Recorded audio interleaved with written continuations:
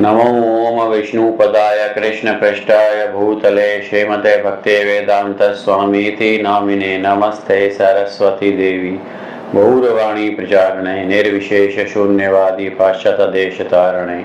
जय श्री कृष्ण चैतन्य प्रभु नित्यानंदा श्री अद्वैत गदाधर शिवासादि गौर भक्त वृंदा। हरे कृष्ण कृष्ण कृष्ण हरे हरे, हरे राम राम राम हरे हरे।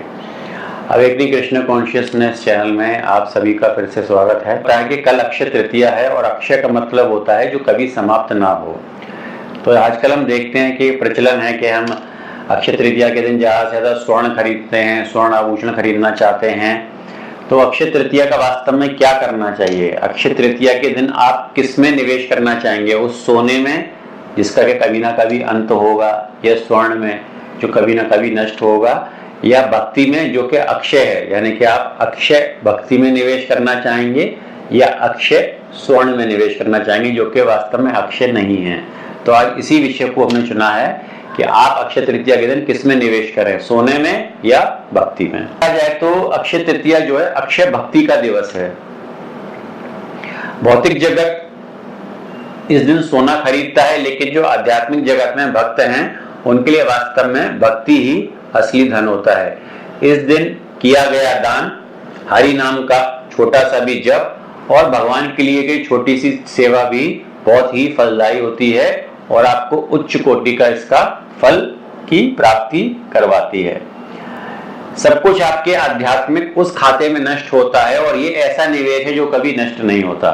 सोने में किया हुआ निवेश, स्टॉक मार्केट में किया हुआ निवेश तो ऐसा निवेश है जो कि परिस्थितियों के अनुसार ऊपर नीचे हो सकता है और वो आपको नष्ट हो भी सकता है, लेकिन भक्ति में किया हुआ निवेश वास्तव में अक्षय होता है और कभी भी इस निवेश को कोई भी नष्ट नहीं कर सकता। अगर इस बारे में कुछ चर्चा करना चाहेंगे कि वास्तव में हमारे पौराणिक साहित्य में हमारा हिस्ट्री क्या कहती है कि क्यों अक्षय तृतीया का दिवस जो है इतना परम पुण्यशील माना जाता है और इस दिन क्या क्या पौराणिक घटनाएं घटित हुई थी। तो इसी दिन जो है ये माना जाता है कि भगवान श्री परशुराम का जन्म हुआ था, जो कि भगवान श्री विष्णु का अवतार हैं और उनका जन्म हुआ था धर्म की स्थापना के लिए और अधर्म का नाश करने के लिए। कि किस प्रकार ब्राह्मण होते हुए भी भगवान श्री परशुराम ने पर्श उठाया और पर्श से 21 बार क्षत्रियों के इस पृथ्वी को क्षत्रियों से विहीन किया, अर्थात जो दुराचारी अत्याचारी राजा थे किस प्रकार उनका उन्होंने वध करके इस पूरी पृथ्वी को भय मुक्त किया। इसी दिन यह मान्यता भी है कि आज ही के दिन माँ गंगा का इस धरती पर अवतरण हुआ। माँ गंगा का किस प्रकार धरती का अवतरण हुआ उसकी विशेष कथा है कि किस प्रकार भागीरथ ने प्रार्थना करी और भागीरथ की प्रार्थना के बाद माँ गंगा यहाँ पर आने को तैयार हुई और किस प्रकार भगवान शिव ने उनको अपनी जटाओं में धारण करा और किस प्रकार एक जटा खोल के भगवान ने इस धराधाम पर गंगा जी का अवतरण हुआ और वो भगवान किस प्रकार गंगा जो है भागीरथी कहलाई। तो इस दिन जो है माँ गंगा का अवतरण भी हुआ है और यह जो है शुद्धि कारण और मोक्ष का प्रतीक है। क्यों? क्योंकि माँ गंगा जैसी मोक्षदायिनी नदी और पूरे संसार में कोई भी नहीं है। इसी दिन माना जाता है कि त्रेता युग का आरंभ हुआ था और समय के साथ हम धर्म की नई यात्रा को प्रारंभ करते हैं। तो भगवान परशुराम का जन्म और गंगा माता का अवतरण और त्रेता युग का प्रारंभ इसी माना जाता है। यही वह तिथि है जिसमें माना जाता है कि अक्षय पात्र जो है सूर्य देव ने पांडवों को दिया था। महाभारत में एक कथा आती है कि जब पांडवों को वनवास जाना पड़ा, दूत क्रीड़ा में कौरवों ने उनको हरा दिया, तब जब पांडव वन में गए तो उन्होंने तपस्या करी और सूर्य देव ने प्रसन्न होकर उनको एक अक्षय पात्र दिया। उस अक्षय पात्र की खासियत ये थी कि उसमें से जब तक भोजन मिलता रहता था उस दिन जितना भी भोजन चाहे आप उससे प्राप्त कर सकते थे, लेकिन जब द्रौपदी भोजन कर लेती थी तो उसके बाद उस अक्षय पात्र से कुछ भी हमको नहीं मिलता था। उस दिन के लिए वो अक्षय पात्र और कुछ वस्तु प्रदान नहीं करता था। इसी का फायदा उठाकर क्योंकि कौरव को तो उनसे ईर्ष्या थी पांडवों से, तो दुर्योधन ने क्या किया, एक दिन उसके यहाँ महाराज दुर्वासा मुनि आए जो कि भगवान शिव का ही अवतार है और पता है कि कितनी क्रोधी मुनि है। तो दुर्योधन ने उनकी अच्छे से सेवा की, उनके सभी शिष्यों की। तो प्रसन्न होकर दुर्वासा मुनि ने कहा कि अब मुझे आप मुझसे कोई वरदान मांगो। तो दृष्ट तो था ही दुर्योधन, उसने कहा कि आप वन में जाइए, वहां मेरे भ्राता पांचों पांडव जो है वन में रह रहे हैं। जिस प्रकार आपने मुझे अपने दर्शन देके पुण्य फल प्राप्त कराया है, ऐसे ही आप उनको जाइए और उनको भी जो है पुण्य फल की प्राप्ति कराइए। तो दुर्वासा मुनि अपने सभी शिष्यों के साथ वहां पहुंच गए पांडवों के पास, और वही समय था जबकि पांडवों ने भोजन ग्रहण किया था और द्रौपदी भी भोजन ग्रहण कर चुकी थी।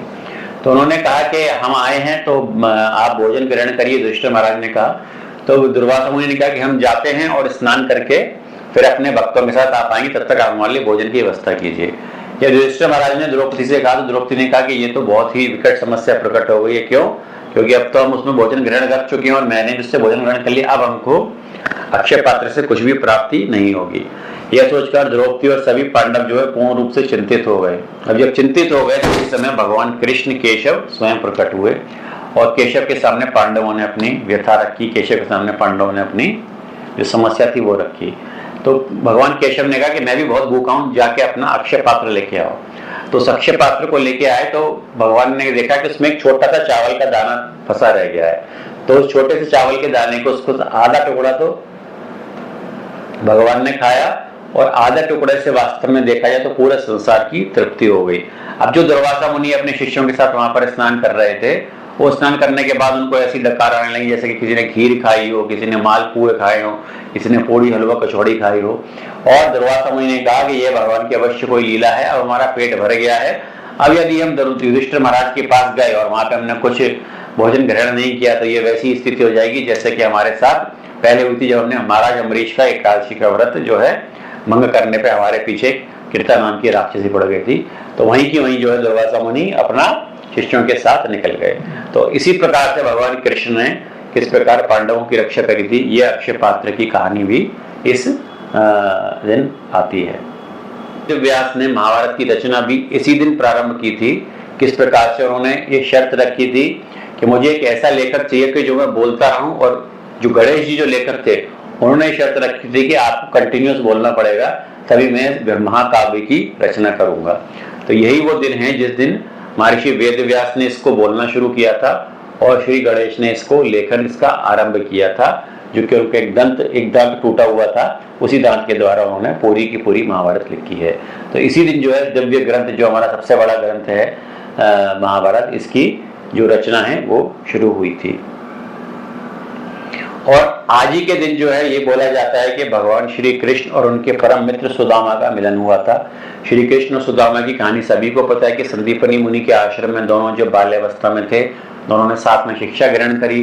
किस प्रकार जब एक बार वो जंगल में गए तो जंगल में गुरु माता ने उनको कुछ चने दे दिए थे कि रास्ते में भूख लगे तो आप खा लेना।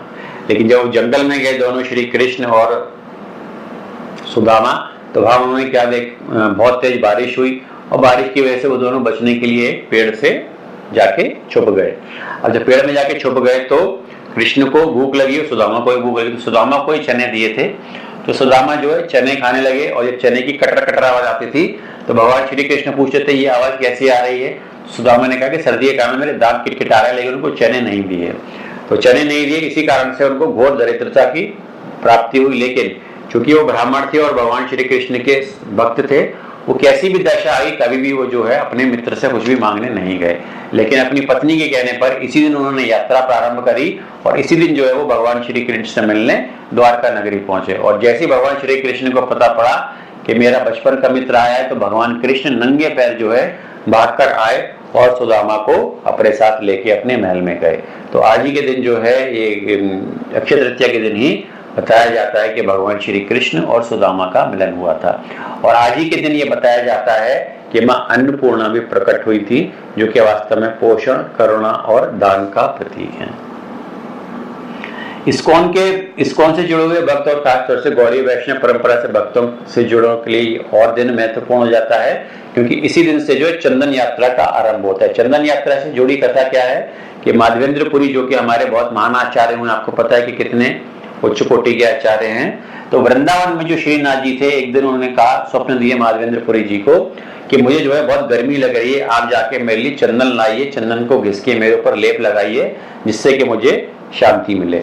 और इसी को स्वप्न को देखते हुए श्री माधवेंद्रपुरी जो है कई बहुत मीलों दूर उन्होंने यात्रा आरंभ की, और यात्रा आरंभ करने के बाद वो जो है सैकड़ों मील जाके पहुंचे, जो कि एक रेमुड़ा नाम की जगह है। वहां पर जो है खीरचोर गोपीनाथ का मंदिर है। खीरचोर गोपीनाथ मंदिर में जब माधवेंद्रपुरी वहां से चंदन लेके लौटे हैं पुरी से, तो वहां खीरचोर गोपीनाथ ने उनको दर्शन दिए और ये कहा कि आप मुझे चंदन लगवाइए, मैं और गोपाल जो आपके श्रीनाथ जी वृंदावन में, उनमें कोई भी भेद नहीं है। यदि आप मुझे लगाओ चंदन तो शीतलता उनको भी प्राप्त होगी। ऐसा करने पर श्री माधवेंद्रपुरी ने ये बात स्वीकार करी और खीरचोर गोपीनाथ को चंदन लगाया, और वही चंदन का जो है शीतलता जो है, जो वृंदावन में हमारे ठाकुर विराजमान थे श्रीनाथ जी, वहां पर भी उनको वो शीतलता महसूस हुई। तो ये हमको सीख देती है कि भगवान किस प्रकार अपने भक्तों को प्रेम से बांध लेते हैं। तो यही वो लीला है जिसके कारण के अभी से 21 दिन तक भगवान को रोज चंदन लगाया जाएगा। ये जो इसको बोलते हैं हम चंदन यात्रा, ये कल से ही इस्कॉन में, कल से ही अक्षय तृतीया के दिन आरंभ होती है। यदि आप इस्कॉन से जुड़े हैं तो आपको देखेंगे कि भक्त कितने दिन पहले से जो है ये सेवा प्रारंभ कर देते हैं। जो सिल बट्टा होता है उस पर लकड़ी का चंदन घिस के उसका पेस्ट तैयार करते हैं, हरिनाम संकीर्तन करते हैं, और अक्षय तृतीया के दिन पांव से लेकर मुख तक भगवान को पूर्ण रूप से चंदन से आच्छादित कर दिया जाता है, जिससे कि भगवान को शीतलता प्राप्त हो। तो ये केवल एक उत्सव नहीं है, बल्कि ये एक प्रेम का श्रम है कि किस प्रकार भक्त पूरी मेहनत से चंदन घिसते हैं और अंत में अक्षय तृतीया के दिन भगवान को लगाया जाता है। इसी के दिन जो प्रमुख तीर्थ हैं उसमें अक्षय तृतीया के ऊपर कुछ विशेष लीलाएं होती हैं, जैसे कि सिंहाचलम मंदिर जो है, यहाँ भगवान नरसिंह सदैव चंदन से ढके रहते हैं। केवल इसी दिन जो है उनके वास्तविक दर्शन होते हैं, फिर उनको पुनः जो है चंदन का लेप लगा दिया जाता है। सबसे महत्वपूर्ण आज ही अक्षय तृतीया के दिन ही जो जगन्नाथ हमारी रथ यात्रा निकलती है हर वर्ष, उसी दिन अक्षय तृतीया के दिन ही भगवान श्री कृष्ण, बलराम और सुभद्रा महारानी के रथों का निर्माण जो है अक्षय तृतीया के दिन ही प्रारंभ होता है। तो अक्षय तृतीया के दिन बहुत ही महत्वपूर्ण है। और सबसे दूसरी चीज कि बद्रीनाथ के कपाट भी अक्षय तृतीया के दिन खुलते हैं और वहीं से जो है हमारी तीर्थ यात्रा प्रारंभ होती है। अब यदि ये तो हमने आपको बताया कि क्या क्या पौराणिक रूप से घटनाएं घटित हुई और क्या हम वर्तमान में जो है हमारी अक्षय तृतीया के दिन जो भगवान को जो चंदन लगाया, चंदन यात्रा किस प्रकार से उसकी कहानी आती है। लेकिन वास्तव में अक्षय तृतीया के दिन हमें आध्यात्मिक शिक्षा हमको क्या मिलती है, यानी कृष्ण कॉन्शियसनेस हमको क्या सिखाती है। वो ये सिखाती है कि धन नश्वर है, शरीर नश्वर है, लेकिन सिर्फ भगवान की भक्ति ही ऐसी है जो कि अक्षय है। तो ये जो प्रथा है कि इस दिन जो है सोना चांदी खरीदो, ये खरीदो, वो खरीदो, वो सब नश्वर है। आपका शरीर भी नश्वर है। जो भी आप सामान इस संसार में एकत्रित कर रहे हैं, मोह माया, घर बंगला, प्रॉपर्टी, बैंक बैलेंस, गाड़ी, ये सब अनश्वर है। सिर्फ आपकी भक्ति ही ऐसी है जो कि अक्षय है, जो कि कभी नहीं मिट सकती। और भक्ति भगवत गीता का सिद्धांत भी यही सिखाता है कि थोड़ा सा भी जो आध्यात्मिक प्रयास है वो नष्ट नहीं होता। भगवान श्री कृष्ण अर्जुन में गीता को ज्ञान दे रहे हैं कि हे अर्जुन, जहां से भक्ति छूटती है अगले जन्म में भक्ति वहीं से प्रारंभ होती है। ऐसा नहीं कि आपने 10% भक्ति करी तो अगले जन्म में आपको 0 से शुरू होगी। भगवान कृष्ण अर्जुन को गारंटी दे रहे हैं कि अगले जन्म में तुम्हारी भक्ति 11% से शुरू होगी। तो हमारे लिए 2 गहरी प्रार्थनाएं हैं कि जिस प्रकार चंदन होता है, जैसे चंदन घिसकर सुगंध देता है, वैसे ही हम अपना अहंकार त्याग दें और चंदन बनकर जो है शीतलता प्राप्त करें। अपने जप, सेवा और प्रारंभ प्रेम से हम भगवान के हृदय को प्रसन्न करें। और इसके दिन और ऐतिहासिक प्रेरणा क्या है जो कि हम इस्कॉन से जुड़े भक्तों को पता होना चाहिए कि अक्षय तृतीया के दिन ही 1953 में हमारे इस्कॉन के फाउंडर आचार्य अभय चरणारविंद श्री भक्ति वेदांत स्वामी प्रभुपाद ने 1953 में झांसी में आज ही के दिन लीग ऑफ डिवोटीज की स्थापना की थी, जो कि आगे चलकर इस्कॉन के रूप में परिणित हुई विदेशों में। तो जो लीग ऑफ डिवोटीज यानी जो इस्कॉन की एक तरीके से आधारशिला बोले, वो वास्तव में झांसी में श्रील प्रभुपाद ने इसकी नींव रखी थी। तो अक्षय तृतीया का जो है उसी वो श्रेष्ठ दिन था जबकि इतने बड़े आध्यात्मिक मिशन की पूरे विश्व में ये शुरुआत हुई थी। अब प्रश्न आता है कि इस दिन हमको क्या करना चाहिए। इस दिन हमको ज्यादा से ज्यादा हरिनाम जप करना चाहिए। इस दिन ज्यादा से ज्यादा हमको गीता का अध्ययन करना चाहिए। इस दिन ज्यादा से ज्यादा हमको अन्नदान करना चाहिए, सेवा करना चाहिए। जो हमारी परंपराएं हैं कि सोना खरीदें, उसमें सोना खरीदिए, उसमें कोई दिक्कत नहीं है, लेकिन वास्तव में अक्षय तृतीया के दिन सिर्फ सोना खरीदने में ही अपना समय ना लगाएं। इस दिन वास्तव में अच्छा निवेश करें जिसको है भक्ति। क्यों? क्योंकि सोना या आपका जो भी शरीर है वो तो नश्वर है, लेकिन जो सिर्फ भक्ति ही है जो कि अक्षय रहेगी और कभी भी उसका नाश नहीं होगा। तो अक्षय तृतीया हमें याद दिलाता है कि जो भगवान से जुड़ता है वही अक्षय होता है, भगवान से भिन्न जो भी है वो हमेशा नश्वर है। यदि आप एक छोटा सा कदम भी भगवान कृष्ण के लिए बढ़ाते हैं तो वह कदम हमेशा के लिए अक्षय हो जाएगा, उसका कभी भी नाश नहीं होगा। तो हमने बहुत संक्षेप में आपको अक्षय तृतीया के बारे में बताने के लिए आपसे आज जुड़े, आपसे साझा करने का प्रयास किया। यदि आपको ये वीडियो अच्छा लगा हो तो उसको लाइक करें, शेयर करें और अवेकनिंग कृष्ण कॉन्शियसनेस चैनल को सब्सक्राइब करें। और आप कमेंट में अवश्य लिखिए कि मैं अक्षय तृतीया के दिन यह संकल्प करता हूं कि आप वास्तव में अक्षय तृतीया के दिन क्या करेंगे। अंतिम प्रार्थना मेरी यही है कि हे प्रभु, मेरे छोटे से टूटे हुए हृदय की भक्ति को स्वीकार करें और उसे अपने चरणों से अक्षय बना दें। हरे कृष्ण कृष्ण कृष्ण हरे हरे, हरे राम राम राम हरे हरे। हरे कृष्ण।